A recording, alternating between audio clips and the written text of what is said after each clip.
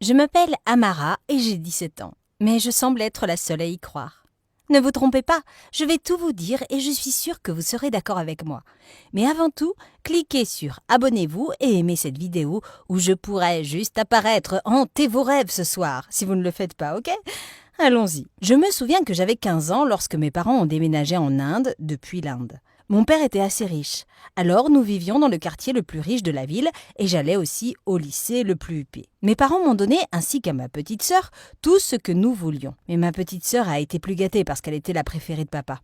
J'avais 3 ans de plus, mais elle était plus intelligente. Je l'enviais quand elle recevait des éloges, mais j'étais plus intéressée à faire la fête et à faire du shopping avec mes amis. Une fois, j'étais à une fête et je devais passer un examen, alors mon père m'a appelé et m'a dit « Si tu ne réussis pas bien à l'école, je ne t'inclurai pas dans mon testament. » Disons simplement que j'ai tellement raté que j'ai dû changer d'école. Ma nouvelle école était plus froide que la première. Il y avait des garçons plus chauds et des filles plus folles. Si je ne venais pas d'une maison riche, je me serais sentie comme une ratée, mais je m'entendais très bien. Je ne t'ai pas dit que je suis une grande danseuse ?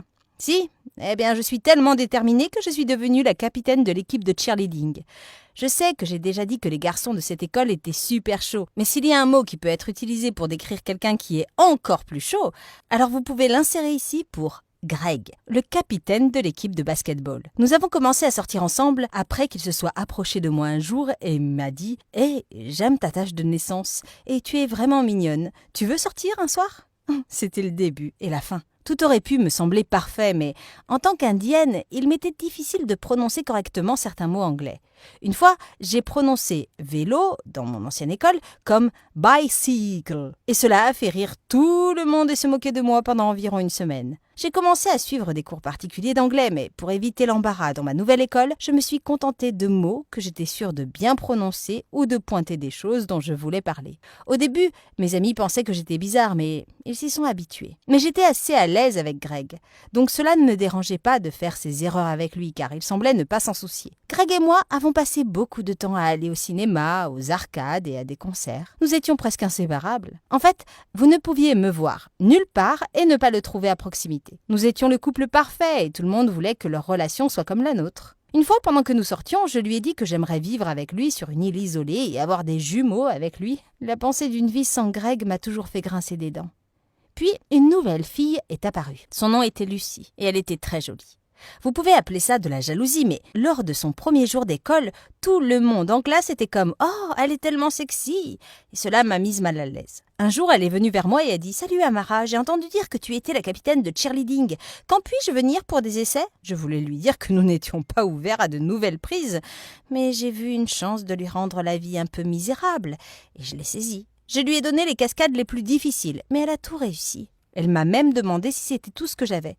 J'étais en colère, mais pas aussi en colère que lorsque j'ai entendu les autres dans le vestiaire dire qu'elle était encore meilleure que moi. J'étais assise avec Greg un après-midi, elle est venue et a dit « Salut Greg, je suis une grande fan. Je peux prendre une photo avec toi, s'il te plaît ?» Bien sûr, Greg n'a pas dit non. Il m'a même demandé de prendre la photo. Elle le tenait comme s'il était son petit ami. Je ne pouvais plus le supporter et je lui ai dit d'enlever ses mains. Elle a commencé à pleurer comme si j'étais un monstre et Greg l'a embrassée et s'est excusé. Elle m'a fait la gueule, comme lui, et c'est à ce moment-là que j'ai réalisé qu'elle avait probablement été envoyée de l'enfer pour tout me prendre. Greg et moi étions censés aller voir un film un soir, mais il a annulé et a dit qu'il était en famille. Je m'ennuyais, je voulais pas rester à la maison, alors j'ai demandé à mes amis si nous pouvions sortir, mais ils ont dit que Lucie les avait déjà invités pour un karaoké dans un bar. J'ai décidé de les rejoindre, car je voulais voir pourquoi Lucie était si géniale et que je ne l'étais plus. Je suis allée au bar et j'ai remarqué que la voiture de Greg était garée dehors. Je me suis garée en face du bar et je l'ai appelé, mais il a ignoré tous mes appels. Ensuite, il est sorti du bar en tenant Lucie par la taille et il riait comme des amants. Je suis sortie et quand Greg m'a vue, il s'est figé. J'ai commencé à marcher vers eux lorsqu'un conducteur ivre m'a renversée. J'ai été heurtée par une deuxième voiture qui m'a un peu écrasé le crâne et je suis tombée inconsciente. C'est ce qui a conduit à mon coma. Je me souviens de mon premier réveil. Je pensais que je venais de me réveiller d'un sommeil profond. Mais j'avais toutes ces affaires médicales sur mon corps et ma famille était excitée. J'ai demandé depuis combien de temps j'étais inconsciente et ils m'ont dit 13 ans. J'avais déjà 30 ans. J'ai pleuré, j'ai essayé de rattraper le temps. Ma petite sœur en avait fini avec le collège et venait de décrocher un emploi à revenu élevé. Même dans mon état, je me sentais toujours envieuse. Les médecins étaient ravis et ont informé mes parents qu'ils me laisseraient partir quand ils auraient terminé certains tests. Mais le lendemain, je ne pouvais plus parler, je suis retombée dans le coma et je ne me suis plus jamais réveillée. Eh bien, jusqu'à maintenant. 20 ans plus tard. Tu sais que quelqu'un peut se réveiller d'un coma pendant 1 jour ou 2, puis repartir? Maintenant tu sais, c'est cadeau. Alors, comment me suis-je réveillée? Tout le monde, y compris les médecins, était sur le point de renoncer à moi parce qu'ils pensaient que je ne me réveillerais plus jamais. Ensuite, ma sœur s'est souvenue que j'aimais écouter de la musique. Alors elle a pris des écouteurs et les a mis sur moi. Je ne me souviens pas beaucoup de mon coma, mais j'ai entendu une chanson familière et j'ai suivi le son. Étonnamment, j'ai ouvert les yeux. Les médecins ont dit que mon cerveau s'était recablé au fil des ans, jusqu'à ce que les connexions soient suffisantes pour que je me réveille. Mais ma sœur pense toujours que la musique m'a réveillée. Sais-tu également que les personnes se réveillant d'un coma et parlant une langue étrangère peuvent devenir de vrais locuteurs de cette langue? Ouais, ça s'appelle aphasie bilingue. Cela se produit lorsqu'une zone du cerveau qui connaît une langue est endommagée et qu'une autre zone reste intacte. Je pouvais à peine parler ma langue maternelle et quand ma sœur a continué de me parler dans notre langue, je n'ai pas pu répondre. Je lui ai parlé en anglais et j'ai été choquée par ma fluidité. J'ai essayé de prononcer les mots que je trouvais difficiles et c'était si facile. Mes parents n'étaient pas là et quand j'ai demandé, j'ai découvert qu'ils étaient morts il y a 5 ans. Mon père m'avait laissé beaucoup d'argent, mais la plus grande partie de cet argent était allée à mes soins hospitaliers. Ma sœur était mariée et avait 2 enfants adultes. Elle avait l'air bien plus âgée que je ne me souvenais. Je l'ai même confondue avec l'une des infirmières lorsque je me suis réveillée pour la première fois.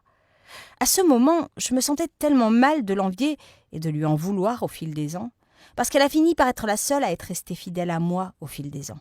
Je suis sortie de l'hôpital après quelques semaines et placée sous soins thérapeutiques à domicile.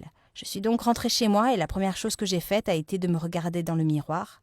Je suis sortie de moi quand j'ai vu mon reflet. « C'est pas moi. Dis-moi que c'est pas vrai !» ai-je dit. J'avais le corps d'une femme de 47 ans, mais toutes mes pensées étaient exactement comme quand j'avais 17 ans.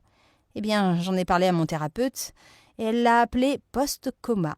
Je ne l'ai pas cru jusqu'à ce que je me présente à la fête du 16e anniversaire de ma nièce et que j'essaie de faire des trucs sympas. Ses amis semblaient impressionnés et se sont réunis autour de moi pour me demander comment je pouvais agir et parler comme si j'avais 17 ans. Ils m'ont trouvée assez intéressante. Tout avait changé de ce dont je me souvenais.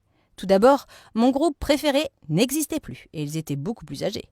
Il n'y avait plus de baladeurs ou de Game Boy et ils ont tous été remplacés par des choses que ma sœur appelle iPod et PlayStations. Tout était différent et c'était beaucoup à apprendre en même temps. J'ai demandé une fois à la fille de ma sœur si je pouvais utiliser Netscape Navigator sur son téléphone et elle a ri.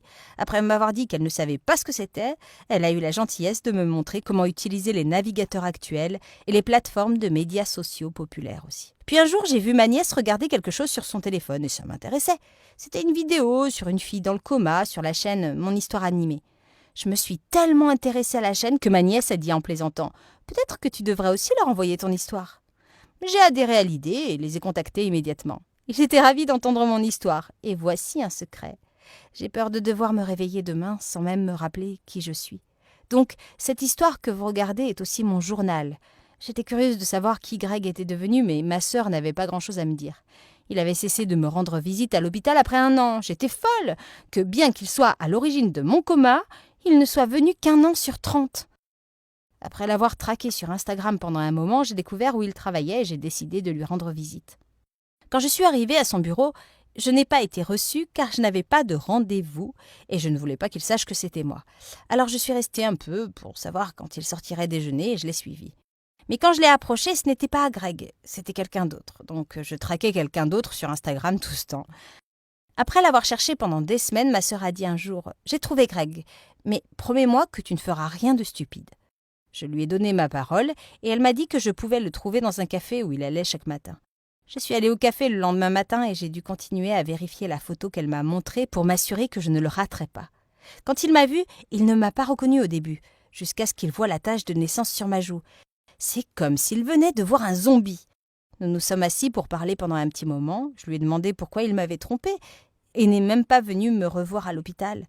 Il était choqué que je sois sur ce souvenir après tant d'années. Mais il s'est excusé et m'a demandé de nous revoir le lendemain. Le lendemain, Greg n'est pas venu, et c'était comme ça pendant des semaines. C'est alors que j'ai su qu'il avait cessé de venir au café à cause de moi. Ça fait mal. Ma sœur m'a dit de lâcher prise, car elle s'était déjà excusée, mais je n'allais pas mettre fin à 30 ans de coma avec juste le « je suis désolée » du gars qui l'a provoqué. Mais personne n'était disposé à me donner des informations, pas même le café où il allait depuis de nombreuses années. J'ai progressivement sombré dans la dépression.